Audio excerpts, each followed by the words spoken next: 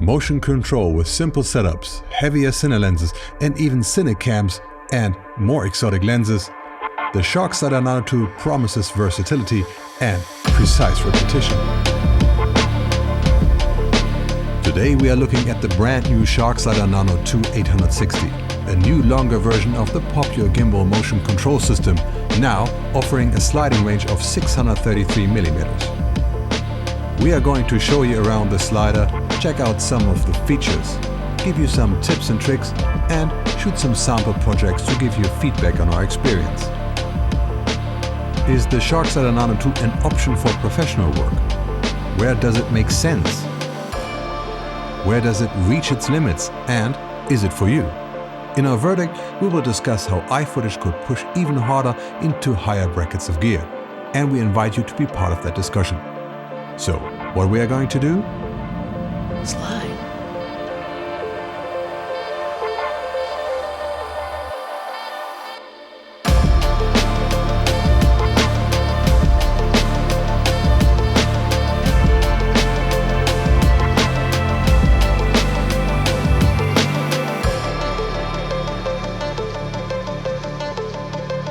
If you have been around on our channel, you know that we do a lot with motion control, from the really big guns right down to more accessible options.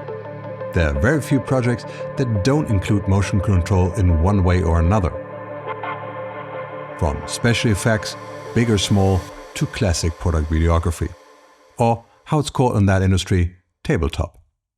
If you're into this kind of content, in our next episode we are playing poker gangster style. Subscribe and hit notifications if you don't want to miss that one.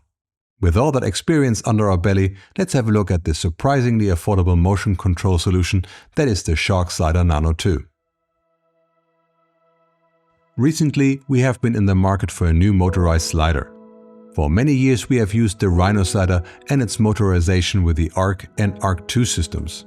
Unfortunately, Rhino was shut down a year ago, and that means support for the system is gone. Also, we had some problem with this one. For manual, we still use the Rhino slider almost every day and has proven itself over and over. The steel version can take heavy camera and it's very long, and the flywheel provides smooth operation.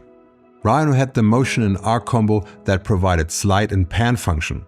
We used it a lot, but because components needed to be charged separately and required cables that were always in the way, it just wasn't a breeze to work with.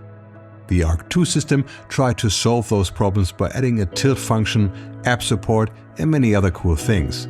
It looked great on paper, and we used it a lot over the years. You might have seen it in some of our behind the scenes shots, like here in our Silence of the Lambs booth. We also used it in rather unconventional ways, like to control the movement of a miniature for classic matte effects. Unfortunately, Rhino didn't deliver on promised features, and the build quality was just atrocious. I had to send in my Arc II many times. Motors just fell apart. It just wasn't a great experience. Looking for a replacement, I was surprised on how few good options are out there, especially if you have professional ambitions. There's always Mark Roberts with his super cool Titan bullhead combo, but that is north of $10,000 and not really what I call mobile. There is Kessler Crane, Edelkrone, and the rest is something even dubious, with companies that might or not be alive. So we decided to look more into the affordable bracket to see if there is something that can give us the feature we need. Introducing the Shark Slider Nano II. Having seen the Nano II before, we were always intrigued by the concept. Using a DJI gimbal that you probably already have, and to let the slider control the pan, tilt and roll while adding a slide, that is pretty cool and very cost-effective too. What is not to like? Well, even the former long version, coined the 660, has only 433 mm effective slide range, which is a bit short for what we need. Now, iFootage sent us a brand new version of the Nano II, the 860, that has 633 mm or almost 25 inches range. That's more like it. Let me show you around a bit. The Shark Slider Nano II can take payloads up to 7 kilograms for horizontal moves. That is enough for a DJI RS4 Pro gimbal that again is loaded to its maximum capacity of 4.5 kilograms. That can be enough to pack medium-sized cinecams or lenses, even exotic ones if you feel sporty. Everything you can balance on your gimbal you can use with the Nano II system. If you have something too heavy or bulky for a gimbal, you can use the Nano II as a slider with a pan function, even using heavy fluid heads. The Nano II has just 2 buttons, a tiny touchscreen, a NP battery port and USB-C port for power. There are 1/4 and 3/8 mounting points all over the slider body, and the slider platform has a USB-C power output.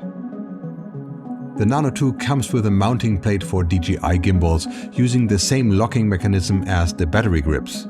A general mounting plate with a 3/8 screw and an action cam plate. Also in the back is a pretty neat phone holder with a cold shoe.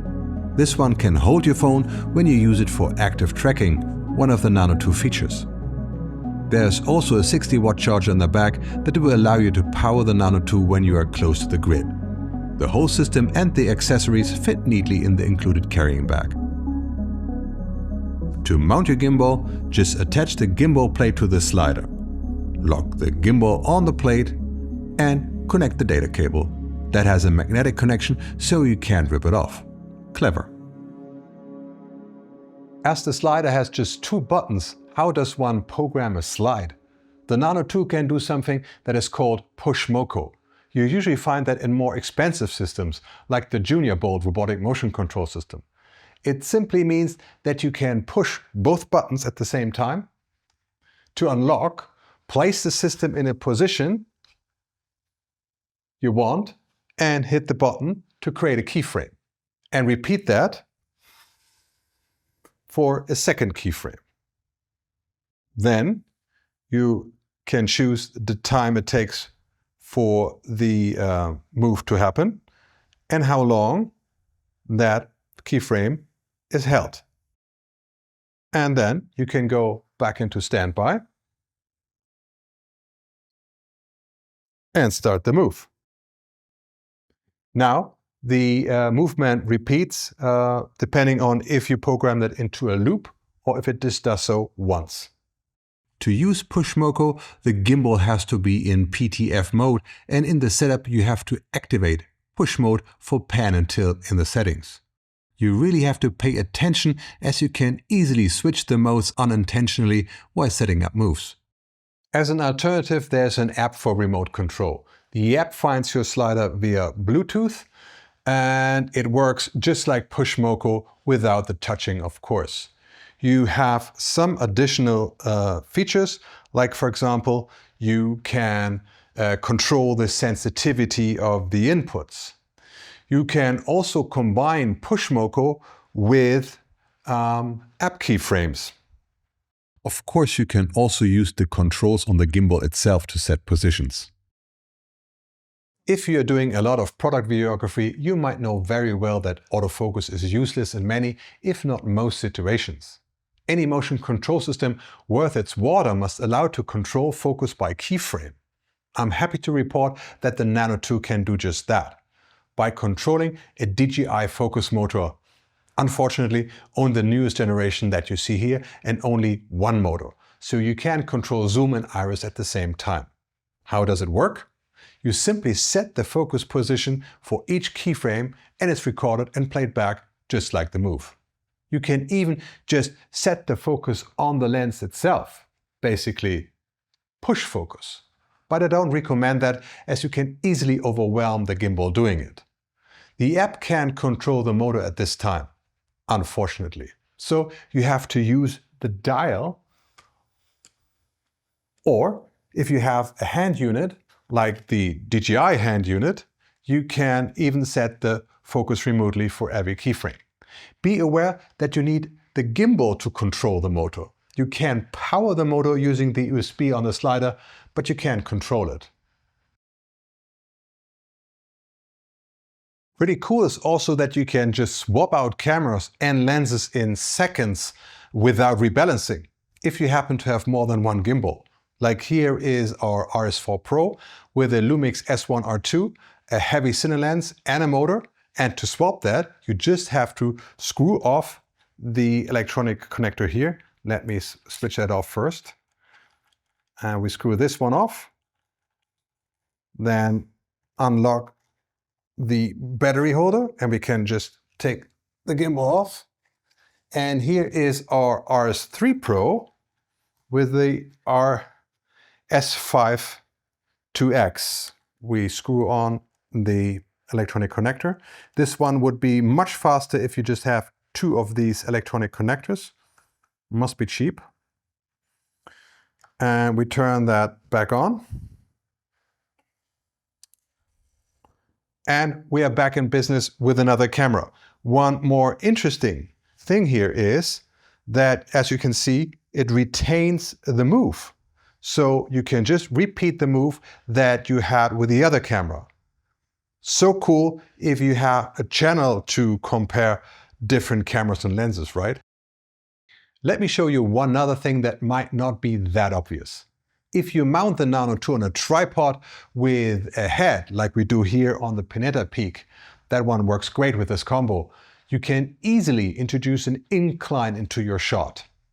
Unlike any other motorized slider, at least that we are aware of, this combo has roll axis, so you can still get a level horizon with an incline. Systems like the Arc II or even the Titan Bullhead would need a leveling head to do this, and even that would not allow for complete vertical slides, which are easy to do here. Keep in mind that using the Nano II in a vertical fashion halves the payload from 7 kg to 3.5 kg. Just enough for a gimbal, a mirrorless and a lens, but not for much more. Now let's see what we can do with the Nano II.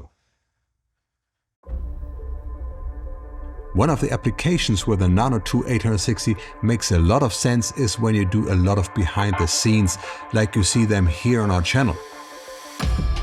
Usually you have very little manpower, and sometimes we don't have any dedicated personnel for BTS, so everyone grabs a camera here and there and does the dirty deed. Now with the Nano II, you just program a quick 2-point move and just let the camera run in a loop for a while. And every now and then it will capture a scene that is really nice with timing and everything. The shorter versions of the Nano II wouldn't work as well, as you need a lot of distance to show parallax in a large environment. I can totally see wedding or event filmers setting up a move and just reposition the whole system now and then for coverage. A free second shooter for a day. By the way, these behind the scenes shots are from an upcoming lens test episode. We explore when to use what focal length with the DZO Film Artist Cine lenses. You don't want to miss that one, so please subscribe. It's free and it really helps us with the algorithm. In return, we promise you to always deliver the best edutainment around filmmaking. Now, as simple and useful as the Nano II slider is for behind the scenes, events, weddings and the likes, let's do something a bit more advanced.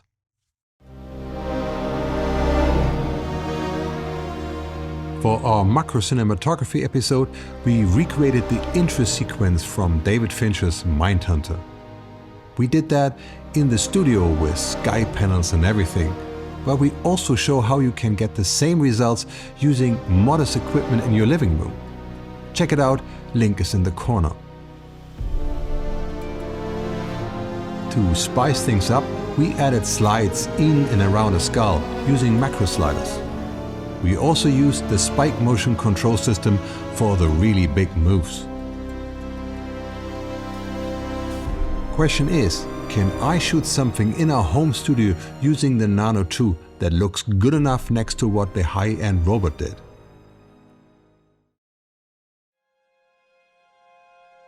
Of course, a spike robot allows free placement of a camera in a huge volume, but as our open reel recorder is a small object, the 633mm range might allow interesting movements. You would need a huge tape to get the cyclorama effect, so we did this on the floor. To be able to get very close to the reels and the buttons, we hang the Nano II upside down, which demands some creative rigging. Unfortunately, the side with the battery in the screen doesn't provide a 3/8 but only a 1/4 inch mounting point. Quite an oversight. The incline will allow us to get a little bit of a distance between us and the recorder. Not much though.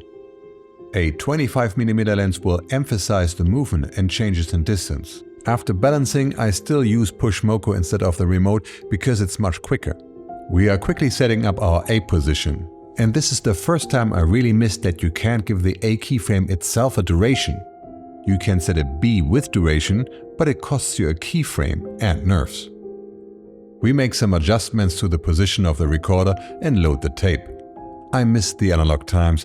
You could always see when something went wrong and fix it. And after about half an hour of setting up, we are ready for our first shot.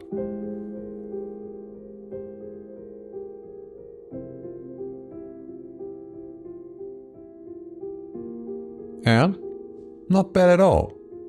You can definitely see the reflection of the camera on the plastic, but this is just a test, so I didn't really bother to hide it. Let's go on to our next setup. The plan is to make a more complex movement with difficult focus points to see if the system can handle it. To do that, we are going to go way closer, into the macro realm and focus on the mechanics and buttons of the recorder. We program 3 keyframes, 4 if you count the B key to make up for the missing A duration. Here, a problem with the programming becomes obvious. In situations like these, you have to set a lot of focus points, preferably with Bezier curves to define the point of interest. And you can't do that, neither on the touchscreen nor on the app. You can only set focus with the motion keyframes, and in between those keys, the focus just slides from one to the other position, which could be totally wrong.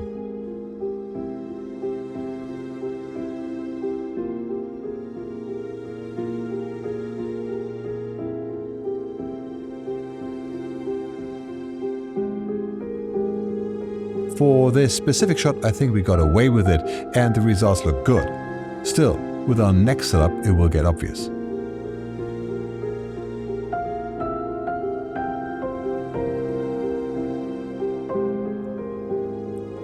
We are using a probe lens to get even closer, and we will set a lot of keyframes to get focus with every detail right.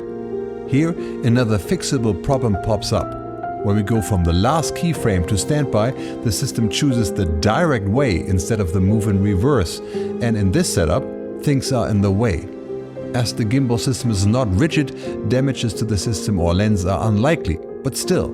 And imagine you are filming a cake. Well, I hope your customer brought more than one. As the focus points and the relative unprecise movement of the lens didn't really work in our favor, we went back to a simpler movement, just flying straight over the recorder.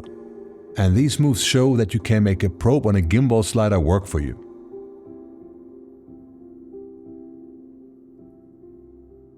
Unfortunately, you can't edit keyframes with the Nano II. If you want to change a keyframe, you have to delete it, and therefore all keyframes that come after that one. That can make setting up complex moves frustrating, especially with focus.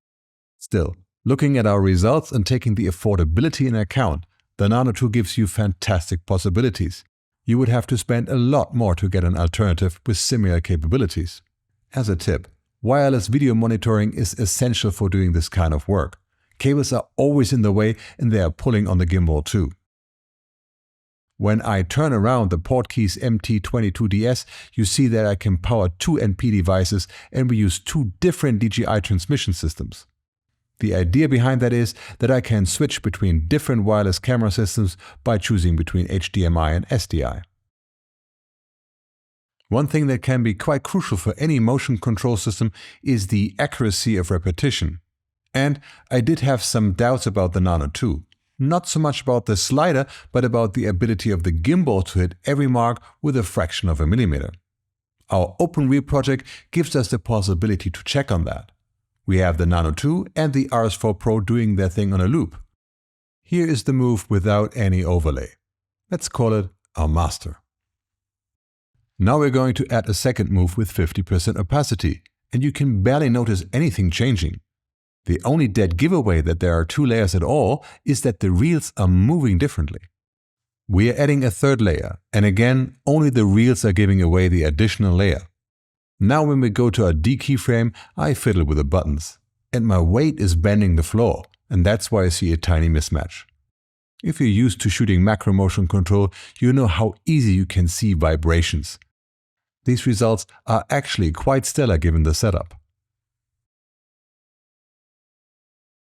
This showed the accuracy with the exact same camera and lens setup, but can the Nano II repeat a movement when I change the setup, camera and lens, requiring rebalancing the whole system? As you can't expect the image to be a reliable source for control, we would use different lenses and the position of the camera changes due to balancing. I had another idea here. If we just film the different setups moving and we overlay each pass, that can tell us a lot. And you might have noticed that we used this test in our intro. This is a Lumix S1 II inner cage with a kit zoom lens. A very light setup. We switched to a PL adapter and a Pavo anamorphic cine lens. Quite a bit heavier.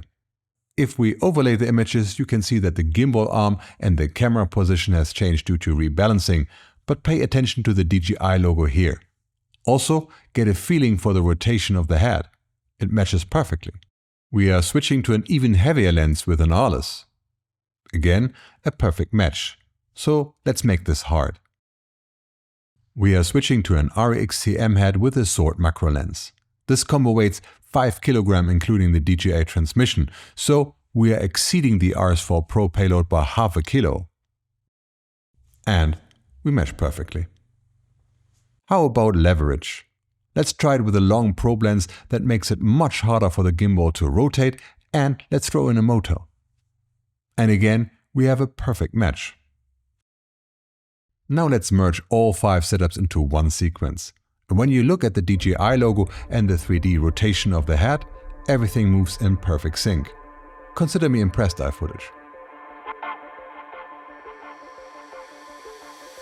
By the way, if you're interested in somebody else's opinion, our friend Morty from Morty Films, you know, our Morty, that travels through time with us to find the focus of the future and slips into a parallel universe where he turns into Lego, or gets the short end of a bargain in our The Killers episode.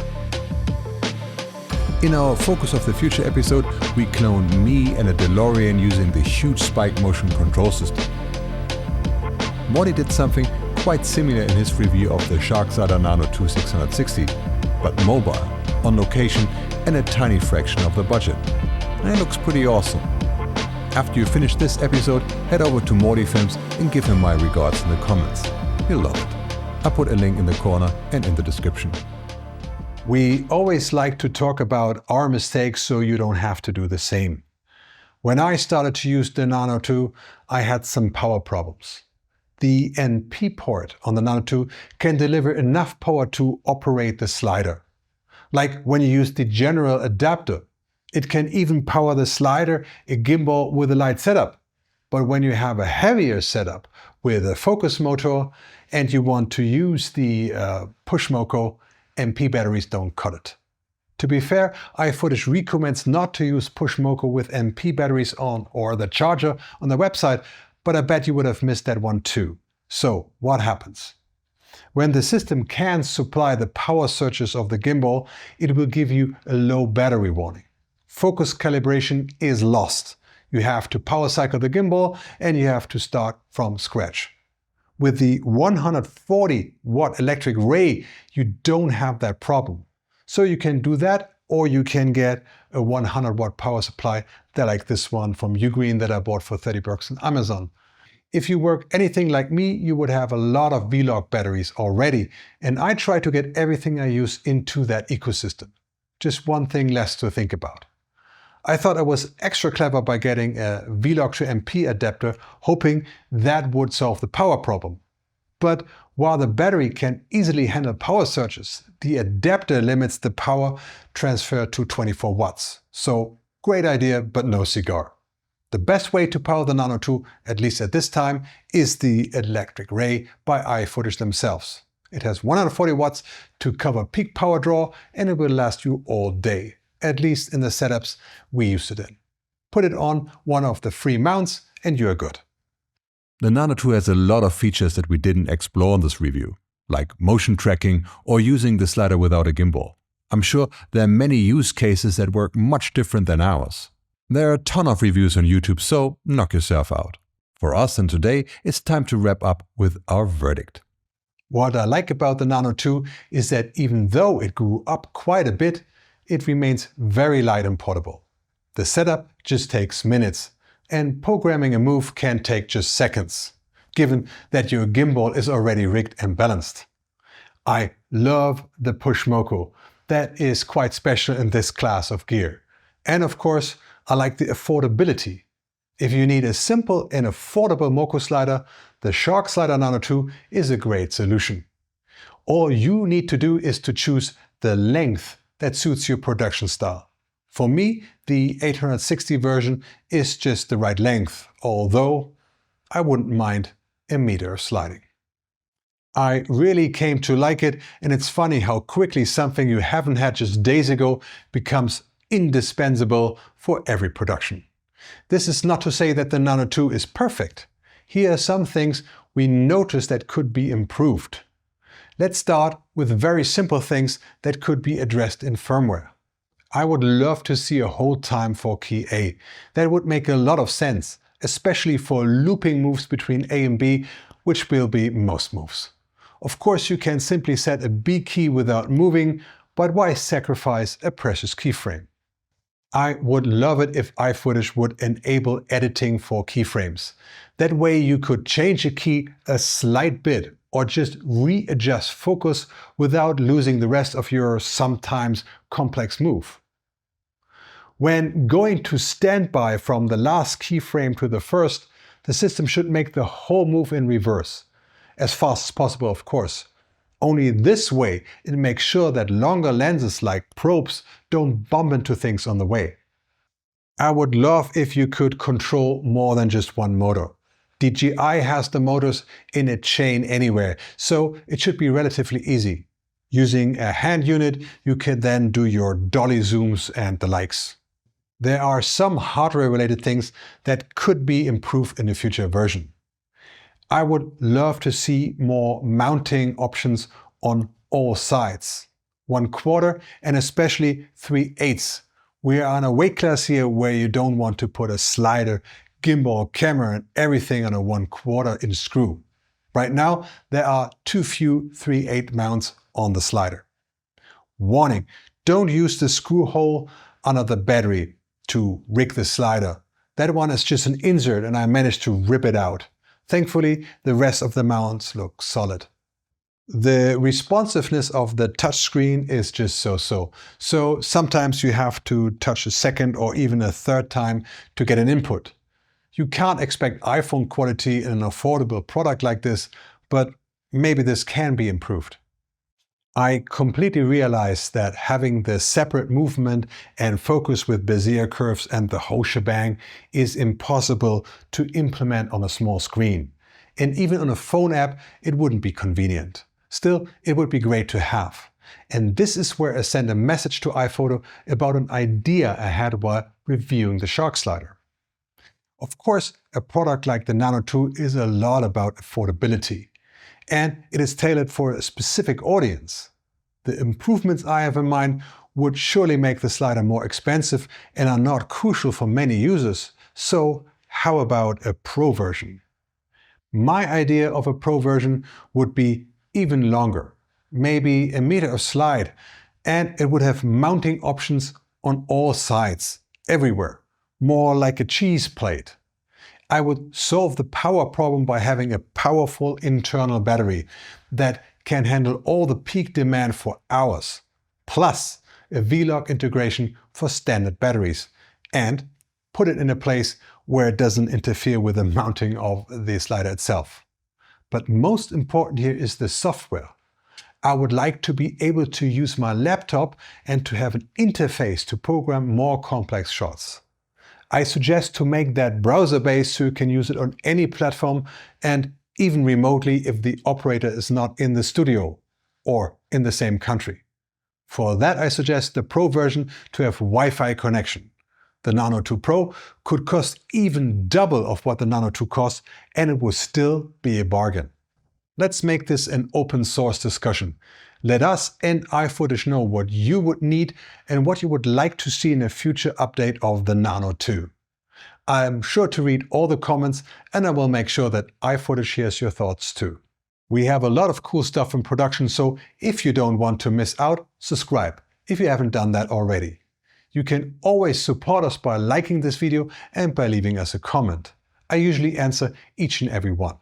If you're a manufacturer and you would like to show your interesting gear, service or tools to a lovely community of professional filmmakers, you will find our email address in the description.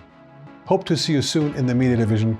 Until then, shoot something amazing.